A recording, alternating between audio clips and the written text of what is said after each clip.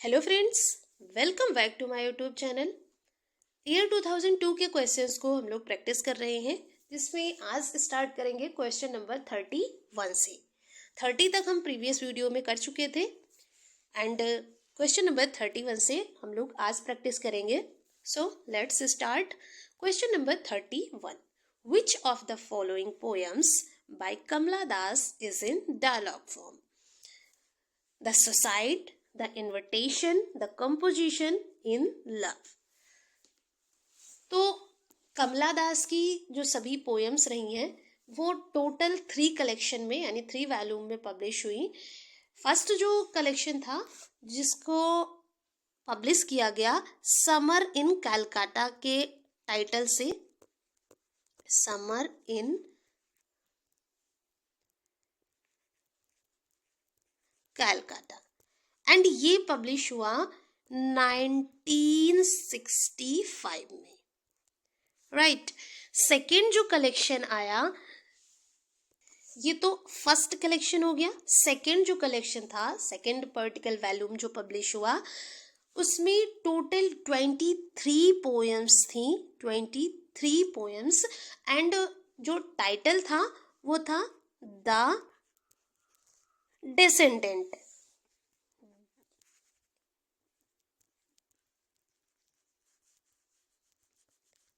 Descendants, and ये publish हुआ 1967 में। जो थर्ड वॉल्यूम आया, थर्ड वॉल्यूम यानी कि थर्ड कलेक्शन आया 1973 में, एंड ये जो जिस नाम से पब्लिश हुआ द ओल्ड प्ले हाउस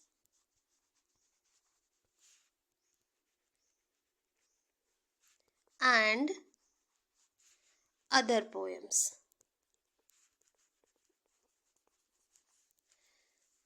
तो इसमें जो पोएम्स थी टोटल 33 पोएम्स थी। 33 पोएम्स में से 14 पोएम्स जो इनका ओल्ड कलेक्शन था यानी समर इन कलकत्ता जो कि 1965 में आया, उनमें से 14 पोएम्स ले ली गई थी, एंड 6 पोएम्स जो थी वो सेकेंड वॉल्यूम जो आया था द डिसेंडेंट्स, उससे 6 पोएम ली गई, एंड टोटल इसमें 13 पोएम्स ऐसी थी जो कि न्यू थी। टोटल 33 पोएम्स थी, 14 पोएम्स लिया गया फर्स्ट कलेक्शन से समर इन कलकत्ता से, एंड 6 पोएम्स को लिया गया सेकेंड वॉल्यूम जो था द डिसेंडेंट से, एंड 13 पोएम्स न्यू पोएम्स थी। टोटल 33 पोएम्स जो थर्ड कलेक्शन था इसमें पब्लिश हुई। तो आई होप जो कमला दास थी इनकी पोएम्स 3 कलेक्शन में पब्लिश हुई, ये सभी चीज़ें, एंड किस कलेक्शन में कितनी पोएम्स थी, ये सभी चीज़ें हमने डिटेल में जाना। अब हम क्वेश्चंस पे चलते हैं। आई होप ये सभी चीज़ें समझ में आई होंगी अच्छे से। क्वेश्चन था हमारा कि कौन सी पोएम है जो डायलॉग फॉर्म में है कमला दास की। सही आंसर हो जाएगा option number B, the invitation. The invitation जो है ये कमला दास की पोएम है जो कि डायलॉग फॉर्म में है, एंड इसमें जो डायलॉग है वो किसके किसके बीच में हो रहा है, तो sand and the sea, sand and the sea, sand and sea के साथ ये जो है डायलॉग हो रहा है इन दोनों के बीच में। तो सही आंसर हो जाएगा option number B, the invitation. तो जो भी इम्पोर्टेंट जानकारी हो सकती थी हमने यहाँ पे लिया। अब हम नेक्स्ट क्वेश्चन पे चलते हैं। क्वेश्चन नंबर 32 है, कमला दास गॉट केरला साहित्य अकादमी अवार्ड इन द ईयर 1969, 1985, 1965, 1964। तो कमला दास को कब मिला था केरला साहित्य अकादमी अवार्ड? सही आंसर हो जाएगा 1969 यानी कि option number A. Kerala Sahitya Academy Award in 1969 for Cold. Cold के लिए मिला था। एंड कोल्ड जो है a collection of short stories, ये एक कलेक्शन है शॉर्ट स्टोरीज का। इसके अलावा इनको साहित्य अकादमी अवार्ड भी मिला था 1985 में।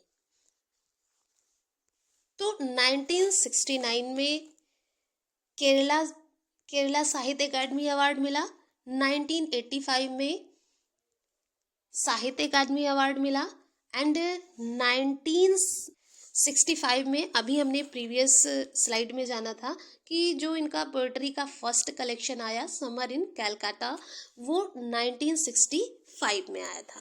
तो ये सभी बातें ध्यान में रखनी है। नेक्स्ट क्वेश्चन पे चलते हैं। क्वेश्चन नंबर 33 है, वेयर वॉज मुल्क राज आनंद बॉर्न। तो एम.आर. आनंद का जो जन्म है वो कहाँ हुआ था? लाहौर, पेशावर, जालंधर, अमृतसर। सही आंसर हो जाएगा option number B, Peshawar. Mulk Raj Anand was born on 21 December 1905 in Peshawar.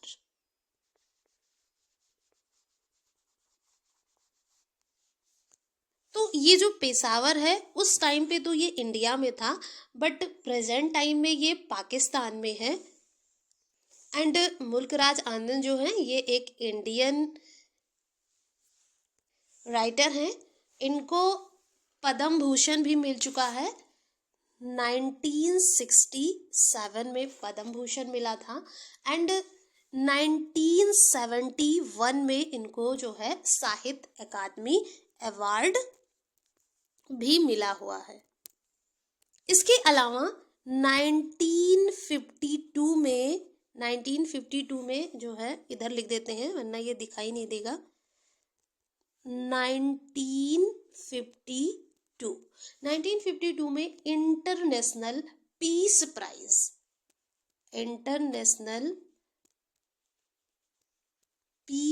Prize भी इनको मिल चुका है 1952 में।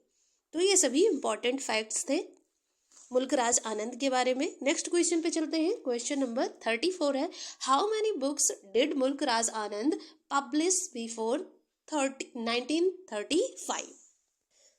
Mulkraz Anand has published 5 books before 1935. Option number D सही आंसर हो जाएगा, 5 बुक्स। कौन कौन सी थी? फर्स्ट है, नंबर फर्स्ट, पर्सियन पेंटिंग,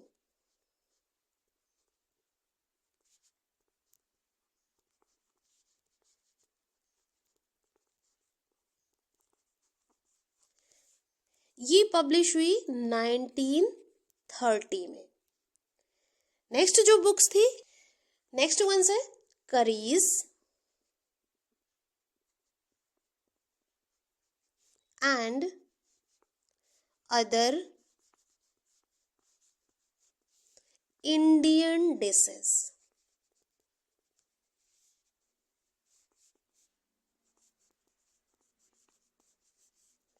ये कब आई? तो ये आई 1932 में। थर्ड है the Hindu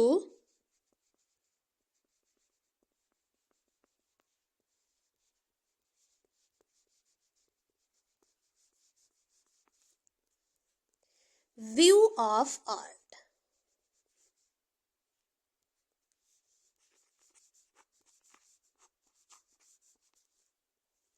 nineteen 1933। Next book थी number 4 the golden birth,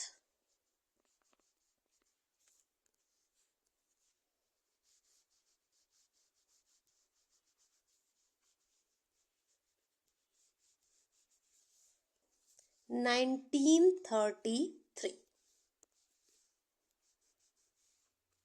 next book थी नंबर 5, द लॉस्ट चाइल्ड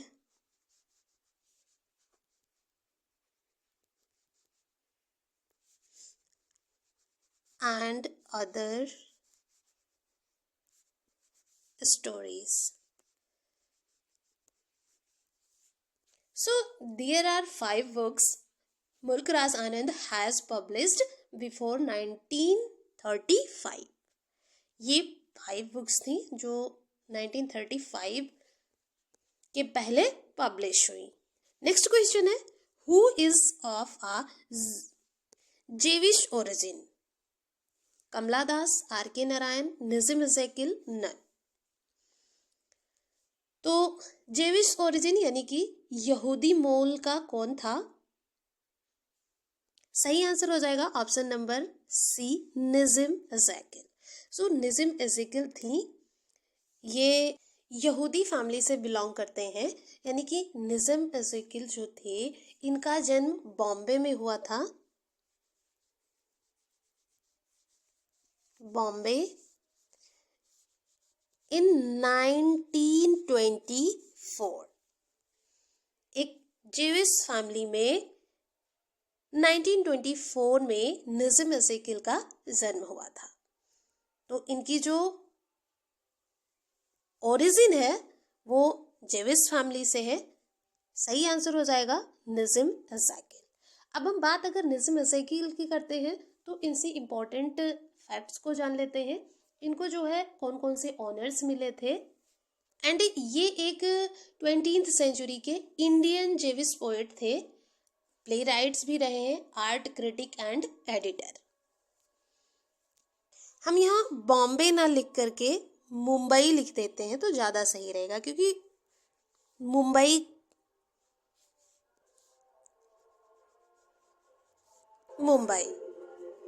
तो निज़िम एज़ेकिल को 1983 में मिला था साहित्य अकादमी अवार्ड. एंड ये क्वेश्चन पूछा गया था पीजीटी 2016 में.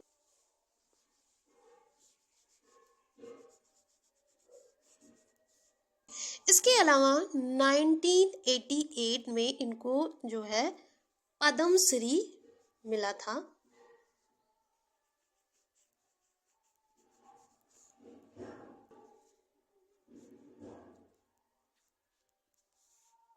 नेक्स्ट क्वेश्चन पे चलते हैं. क्वेश्चन नंबर 36 है, who wrote this lines? Who wrote this lines? कौन सी लाइन्स है? I cannot leave this island. I was born here and belong. T.S. Eliot, Kamala Das, White Man, Ezekiel. What White Man and Nazim Ezekiel.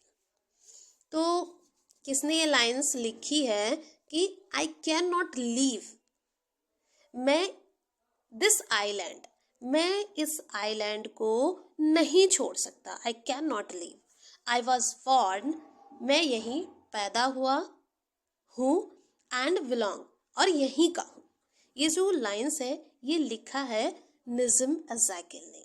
जैसा कि हमने अभी जो question number 35 था उसमें पढ़ा कि निज़िम एज़ेकिल एक जेविश पोएट हैं, Jewish Indian poet, Indian author रहे हैं. सॉरी, यहाँ जेविश इंडियन ना करके इंडियन जेविश पोएट कहना ज़्यादा सही होगा, क्योंकि इंडिया के थे, इंडिया के लिए इन्होंने लिखा है. ये जेविश मूल के तो थे, यानी कि इनकी जो ओरिजिन है वो जेविश थी, बट ये इंडियन पोएट थे. तो सही आंसर हो जाएगा option number D. Next question पे चलते हैं. क्वेश्चन नंबर 14 है, how many times did Robert Frost got Pulitzer prize? 3 times, 1 time, 4 times, 2 times. तो रॉबर्ट फ्रोस्ट को कितनी बार पुलित्जर प्राइज मिला था? आंसर हो जाएगा हमारा option number C, 4 times. For 4 times Robert Frost got Pulitzer prize. कब मिला था ये भी जान लेते हैं. 1931 में मिला, 1931 के पहले 1924 में मिला था। 1924 में मिला न्यू हैम्पशायर, इनकी जो पोएट्री कलेक्शन था न्यू हैम्पशायर 1923 में ये आया था और इसी के लिए 1924 में इनको जो है पुलित्जर प्राइज मिला। सेकंड था 1931 में पुलित्जर प्राइज मिला और ये किसके लिए मिला? कलेक्टेड पोएम्स के लिए। कलेक्टेड पोएम्स आई 1930 में और इसके लिए मिला 1931 में पुलित्जर प्राइज। थर्ड जो मिला वो अ फर्दर रेंज, जो कि 1936 में आया था। ये भी एक पोएट्री कलेक्शन रहा है, यानी कि ये तीनों ही पोएट्री कलेक्शन थे। ये आया 1936 में और इसके लिए पुलित्जर प्राइज मिला 1937 में। एंड जो फोर्थ पुलित्जर प्राइज मिला वो अ विटनेस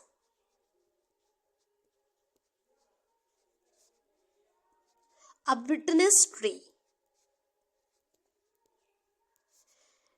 1942 में ये कलेक्शन आया और इसके लिए 1943 में इनको जो है पुलित्जर प्राइज मिला। तो total 4 Pulitzer prize Robert Frost को मिले। फर्स्ट मिला 1924 में, सेकंड मिला 1931, थर्ड मिला 1937 एंड फोर्थ मिला 1943। तीनों यानी चारों ही पोएट्री कलेक्शन के लिए मिले हैं। पहला कलेक्शन था न्यू हैम्पशायर जो कि 1923 में आया। सेकंड कलेक्शन था कलेक्टेड पोएम्स, थर्ड कलेक्शन था a further range and fourth collection था a witness tree. I hope सारी चीजें अच्छे से समझ में आई होंगी। नेक्स्ट क्वेश्चन पे चलते हैं। क्वेश्चन नंबर है 38। Who is the author of A Mask of Mercy? तो A Mask of Mercy के ऑथर कौन है? अर्नेस्ट हेमिंगवे, जीवी Shaw, Robert Frost, D.H. Lawrence. तो सही आंसर हो जाएगा रॉबर्ट फ्रॉस्ट। रॉबर्ट फ्रॉस्ट जो है अ मास्क ऑफ मर्सी के ऑथर हैं। एंड मास्क ऑफ मर्सी जो है एक प्ले है एंड ये आया 1947 में। एंड ये जो प्ले है ये बेस्ड है बिब्लिकल स्टोरी पर, जो बिब्लिकल स्टोरी के जोना द प्रॉफिट थे उन पे ये बेस्ड है। And it is a drama and the setting is a small books ना होकर के बुक होगा, a small book short in store in New York. जो इस ड्रामा की सेटिंग है वो a small book store in New York में है। तो सही आंसर हो जाएगा option number C, Robert Frost. Next question पे चलते हैं। Question number 39। Who utter these words? I guess I am not a nature poet. I have written only 2 poems without a human being in them. किसने इस line को कहा है, यानी ये जो शब्द हैं ये किसने कहा है? Wordsworth, Frost, Whitman, Keats. तो इसका जो सही आंसर होगा वो है option number B, Robert Frost. Robert Frost ने इन वर्ड्स को कहा है, आई गेस मुझे लगता है, I am not a nature poet, कि मैं नेचर पोएट नहीं हूँ। I have written only 2 poems without a human being in them. मैंने बिना किसी मानव के, विदाउट अ ह्यूमन बीइंग, केवल 2 कविताएं लिखी है। तो ये जो वर्ड्स है ये रॉबर्ट फ्रॉस्ट के द्वारा कहे गए हैं। सही आंसर हो जाएगा option number B. Next question पे चलते हैं, क्वेश्चन नंबर 40 एंड ये इस वीडियो का लास्ट क्वेश्चन है। Which work of Hemingway was called the Bible of Lost Generation? तो हेमिंगवे ने किस वर्क को लॉस्ट जनरेशन का बाइबल कहा है? लॉस्ट जनरेशन यानी खोई हुई पीढ़ी। लॉस्ट जनरेशन का बाइबल किस वर्क को कहा है? The movable feast, The sun also rises, The old man and the sea, Man without woman। तो 1926 में अर्नेस्ट हेमिंगवे का एक जो है मेजर नॉवेल आता है। ये अर्नेस्ट हेमिंगवे का फर्स्ट नॉवेल है जो 1926 में आता है। नॉवेल जो है द सन ऑल्सो राइजेस, यानी कि सूर्य भी उगता है, या rises, the sun also rises. सही आंसर हो जाएगा ऑप्शन नंबर बी। तो आज हमने 31 से 40 नंबर क्वेश्चन तक प्रैक्टिस किया एंड फर्दर क्वेश्चंस को हम लोग नेक्स्ट वीडियो में करेंगे। आज के लिए इतना ही। वीडियो अगर हेल्पफुल लगे तो लाइक भी करें, शेयर एंड सब्सक्राइब करते रहिए, ताकि जो भी लोग टीजीटी पीजीटी इंग्लिश की प्रिपरेशन कर रहे हैं उनको भी हेल्प हो सके। तो कमेंट बॉक्स में ज़रूर बताइएगा कि कितने क्वेश्चन जो है सही हुए आप लोगों के। सो मिलते हैं नेक्स्ट वीडियो में। जय हिंद।